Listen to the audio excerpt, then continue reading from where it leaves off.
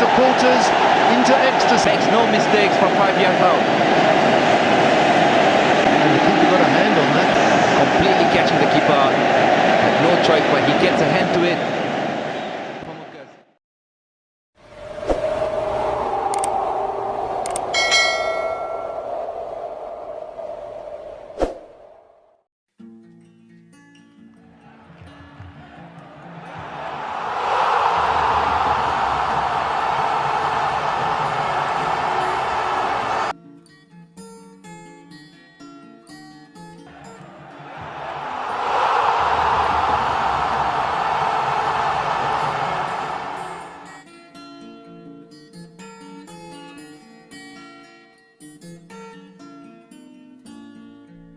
Sepanjang sejarah sepak bola Indonesia, banyak striker tajam.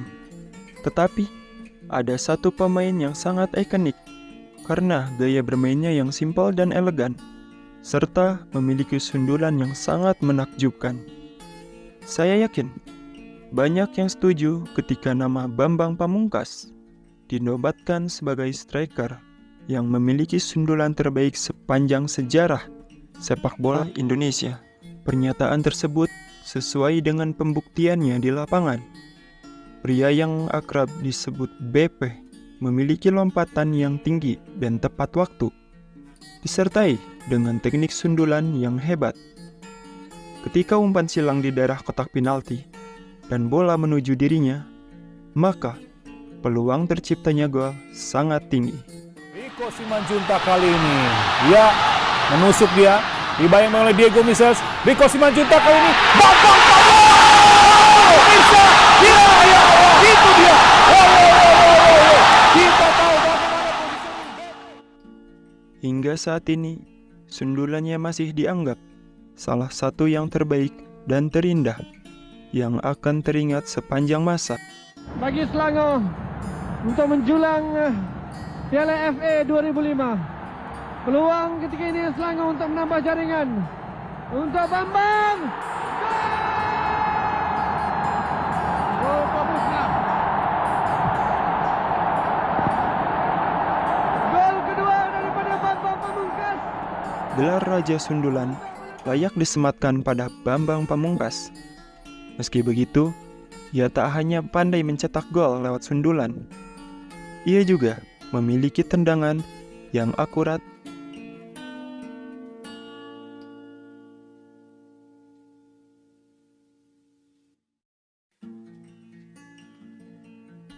Selain itu, ia dikenal sebagai pemain yang cerdas. Di lapangan, selalu mencari ruang dan pintar dalam penempatan posisi. Dan juga memiliki timing yang pas lalu diakhiri dengan akurasi yang baik ketika melakukan eksekusi. Baik, kita lihat cerdik tadi. Gaston memberikan peluang, jebret! Jebret! Jebret!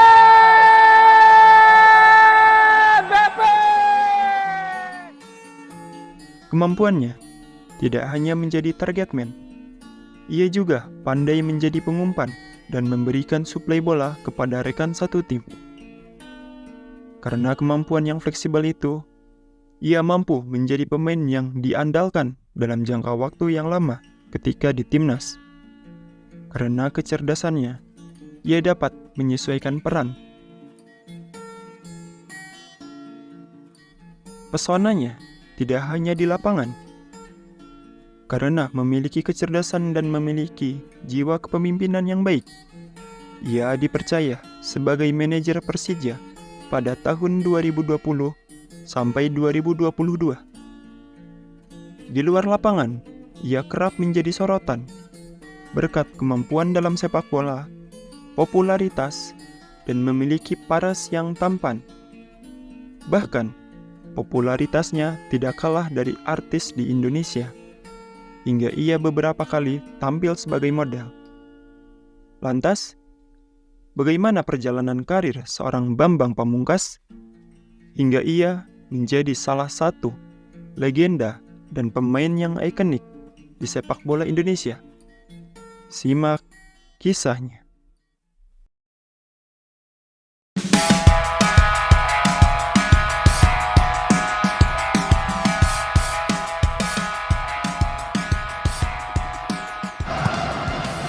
maksudnya. Oh, Bambang Pamungkas. Gol! PEP Bambang Pamungkas.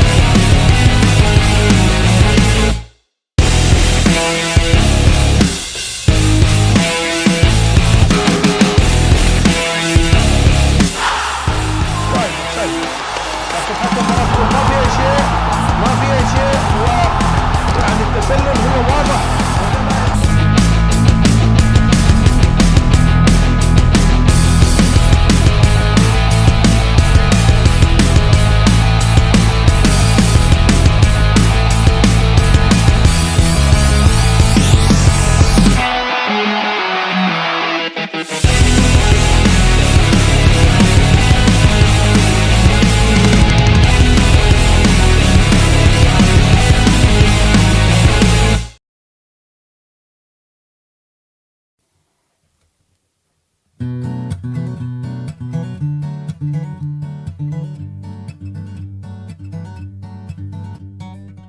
Semarang, Jawa Tengah, Indonesia.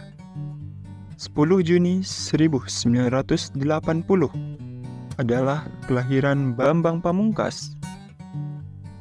Sepak bola dikenalkan oleh sang ayah yang juga pelatih sepak bola. Lalu, pertama kali ia bersentuhan dengan sepak bola ketika berusia 8 tahun di SSB Hobi Sepak Bola Getas. Meski pada awalnya, sepak bola adalah sebuah keterpaksaan, tetapi berubah menjadi kecintaan, ucap Bambang Pamungkas. Pada saat kecil, ia bercita-cita menjadi seorang guru karena berwibawa, dan ia adalah salah satu siswa cerdas di sekolahnya. Berkat didikan sang ibu, yang seorang guru seni tari, karena kecerdasan dan prestasinya, ia mendapatkan beasiswa sampai lulus sekolah. Cita-citanya sebagai guru ia salurkan dengan membuat seminar. Dan kecerdasannya dalam menulis, ia kerap membuat buku. Hingga video ini dibuat, ia membuat banyak karya seperti miniseri dan sering muncul menjadi komentator sepak bola di televisi.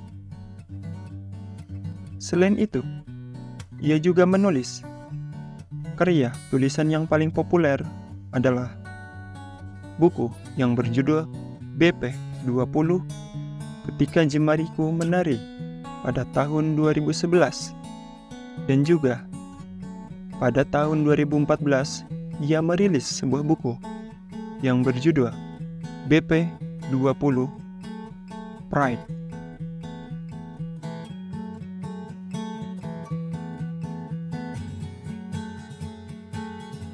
Pada usia 12 tahun, ia memilih SSB Serasi Ungaran.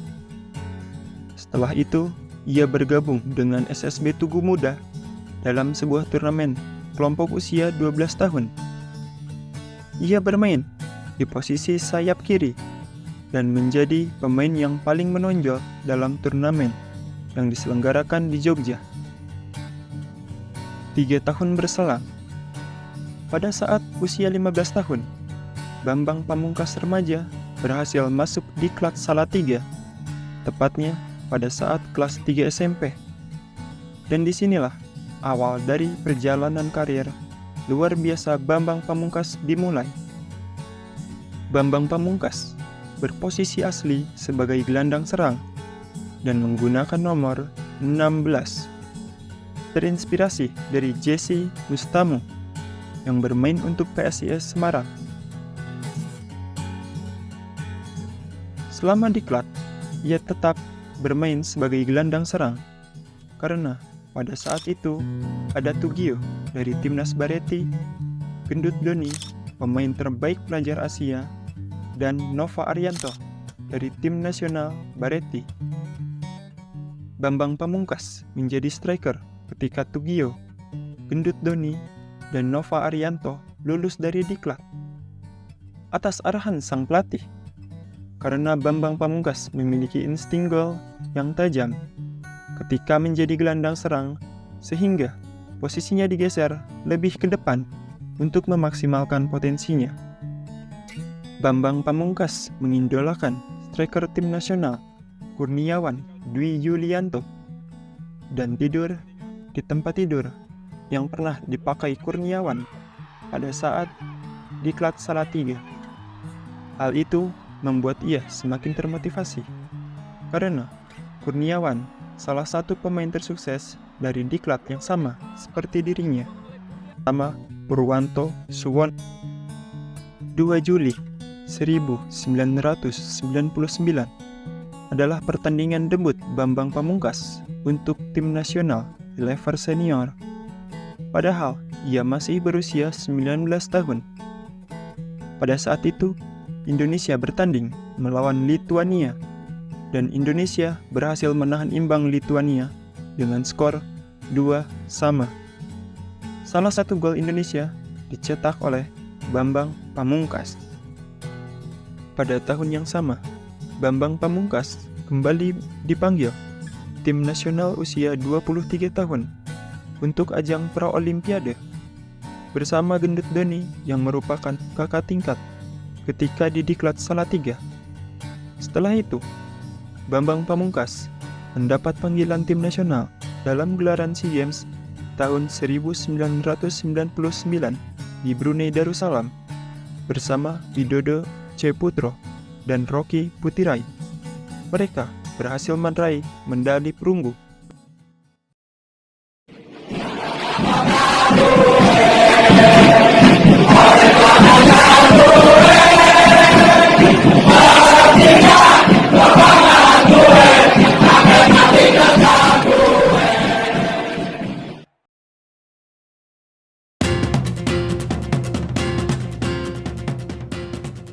Pada tahun 1999, setelah SEA Games, Persija ditinggalkan oleh 3 striker bintangnya. Joko Susilo ke Arema, Mirobaldo Bento ke PSM, dan Rocky Putirai ke Persija Tim. Hanya tersisa Widodo Cahayaputro. Karena itu, Bambang Pamungkas yang pada saat itu akan tanda tangan kontrak dengan Persija Tim, ia dihubungi tepat 2 hari menjelang liga dimulai oleh Bang Yos yang pada saat itu menjabat sebagai manajer timnas usia 19 tahun untuk bergabung dengan Persija, bersyarat mendapatkan garansi menit bermain minimal 50% pertandingan keseluruhan Persija di liga. Ia tidak pernah membayangkan akan bermain di Persija karena pada saat itu Persija berisikan pemain bintang. Pada saat itu, striker Persija ada Rocky Putirai, Widodo Cahayaputro, Mirobaldo Bento, dan Joko Susilo. Di dalam bayangannya, ia akan bermain di PSIS atau Arseto, yang merupakan klub kampung halamannya, dan sempat dipesan oleh Bandung Raya setelah lulus dari diklat. Akan tetapi, setelah Bambang Pamungkas lulus dari diklat, klub Bandung Raya dinyatakan bubar dan hampir bergabung dengan Persija Tim, yang pada saat itu adalah klub kumpulan dari pemain muda. Di musim debutnya sebagai pemain profesional di level klub, ia mampu bersaing dan mendapatkan banyak menit bermain pertandingan Persija. Yang menakjubkan, ia dinobatkan sebagai top skor Liga Indonesia tahun 1999 dan 2000 dengan torehan 24 gol. Hebatnya, ketika ia mampu membawa Persija ke tangga juara Liga Indonesia pada tahun 2000 setelah mampu mengalahkan PSM Makassar dengan skor 3-2.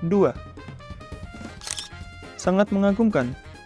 Ketika di akhir liga, ia berhasil menjadi pemain terbaik Liga Indonesia tahun 2001 saat di usianya baru menginjak 21 tahun. Berkat penampilan memukaunya di timnas dan Persija, membuat tawaran trial dari tim Eropa berdatangan seperti Roda JC, FC Köln, dan Borussia Mönchengladbach.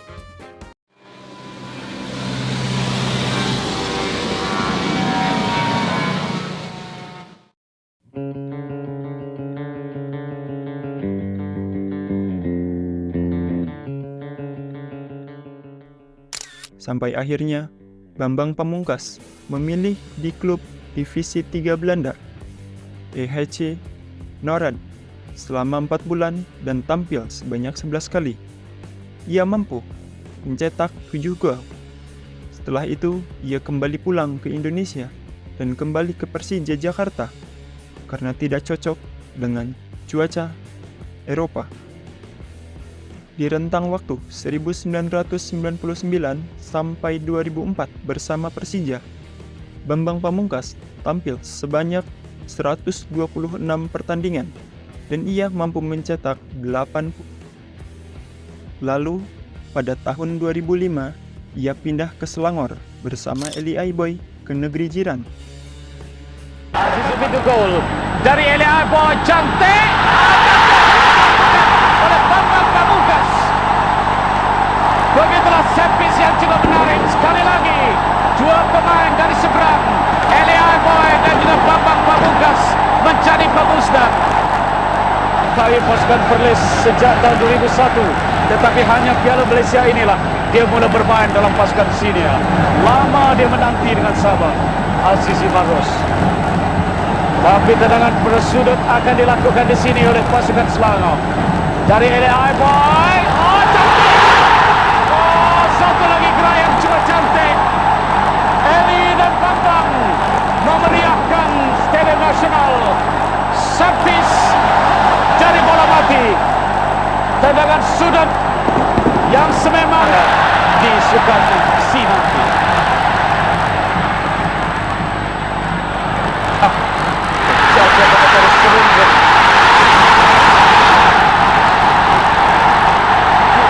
Apa terjadi dalam keadaan Bambang sebenarnya telah menjaringkan gol.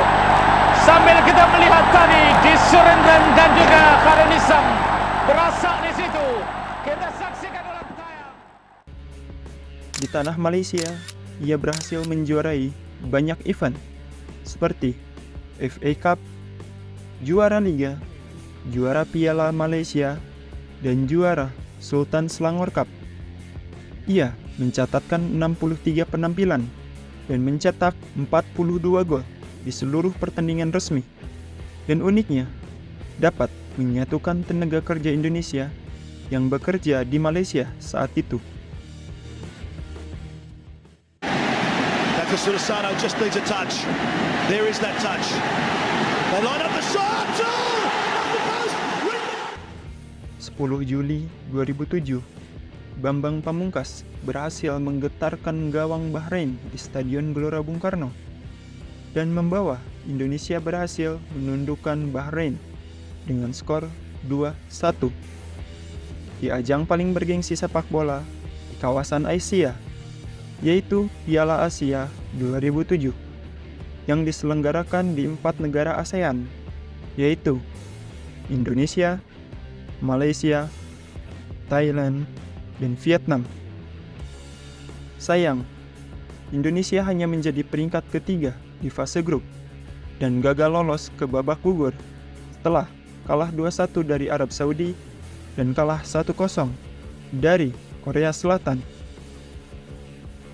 Pada tahun 2013, Bambang Pamungkas memutuskan pensiun dari tim nasional Indonesia. Dalam karir tim nasional senior, ia mencatatkan 86 caps dan mencetak 38 gol. Prestasinya di tim nasional adalah berhasil mengantarkan Garuda menjadi runner-up Tiger Cup atau Piala AFF sebanyak 4 kali, yaitu di tahun 2000, 2002, 2004, dan 2010. Pada tahun 2007, Bambang Pamungkas kembali memperkuat Persija sampai tahun 2012. Ia menampilkan 156 pertandingan dan mencetak 78 gol. Namun sayang, konflik internal antara Bambang Pamungkas dan manajemen Persija membuat ia memutuskan untuk meninggalkan klub dan memilih Pelita Bandung Raya pada tahun 2013-2014 dan tampil pada 25 pertandingan. Ia mampu mencetak 10 gol dan momen dramatis terjadi ketika ia mencetak gol ke gawang Persija tanpa melakukan selebrasi. Dan tragisnya, pertandingan itu mampu meloloskan Pelita Bandung Raya, tetapi membuat langkah Persija berhenti ke babak 8 besar Liga Indonesia 2014. Sesenang-senangnya mencetak gol ketika melawan Persija, saya akan lebih senang mencetak gol untuk Persija, ungkap Bambang Pamungkas di salah satu podcast. Baik, kita lihat cerdik tadi. Gaston memberikan peluang, jebret, jebret, jebret. BP.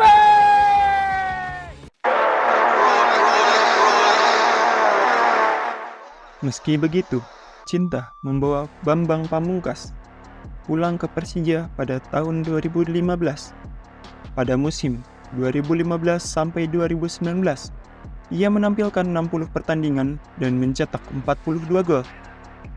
Capaian itu membuat BP menjadi pemain yang mencetak sejarah klub dengan mencetak 202 gol. Naik turun prestasi bersama Persija sempat terseok-seok pada tahun 2016-2017 dengan Persija berada di papan bawah pada saat TSC. 26 Mei 2017. Pada saat itu, Persija tidak bermain seperti semestinya, dan banyak banner kritik dan protes. Pada saat itu, ada salah satu supporter dari tribun VIP membawa piala plastik yang bertuliskan, "Persija, kapan juara?" Ia berinisiatif mengambil kesempatan tersebut dan membawa piala plastik itu ke rumah, dan disandingkan dengan 2 piala pemain terbaik yang pernah ia raih. Lalu, ia posting di akun Instagramnya untuk menjadi titik balik kebangkitan. Lalu, bertekad, piala itu akan tetap di sini, sampai saya yang memindahkannya. Dan ketika berhasil membawa Persija juara, ia akan berfoto dengan mengangkat piala menghadap ke supporter. Dan Bambang Pamungkas berhasil membuktikannya pada tahun 2018. Dan ia memposting foto mengangkat piala ke depan supporter dengan pesan bertuliskan, "Jakarta, this is for you."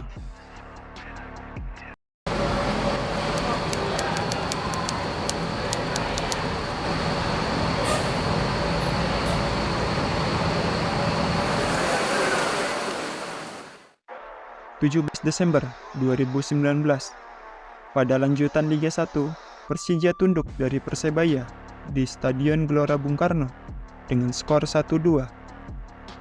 Pada pertandingan tersebut merupakan laga terakhirnya sebagai pemain sepak bola profesional.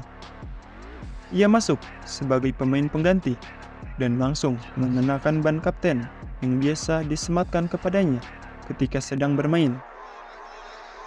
Andri Tani langsung memakaikan ban kapten kepada Bambang Pamungkas sesaat masuk ke lapangan.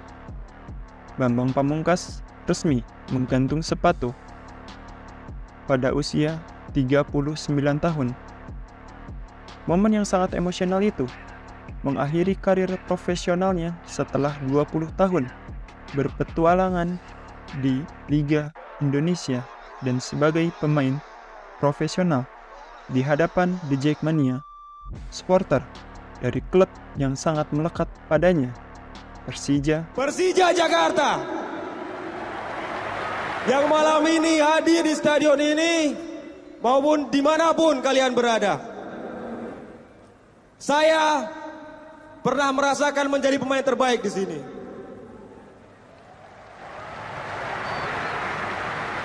Saya pernah menjadi top skor di sini.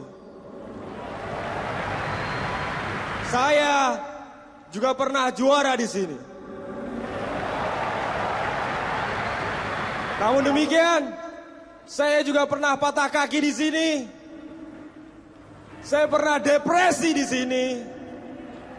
Dan saya juga pernah dianggap pengkhianat di sini.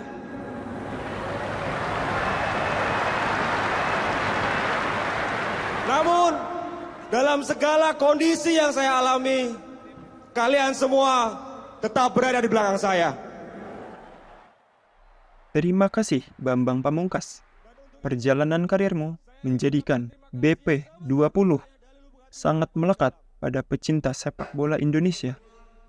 Maka tidak berlebihan ketika Bambang Pamungkas diingat sebagai ikon sepak bola Indonesia.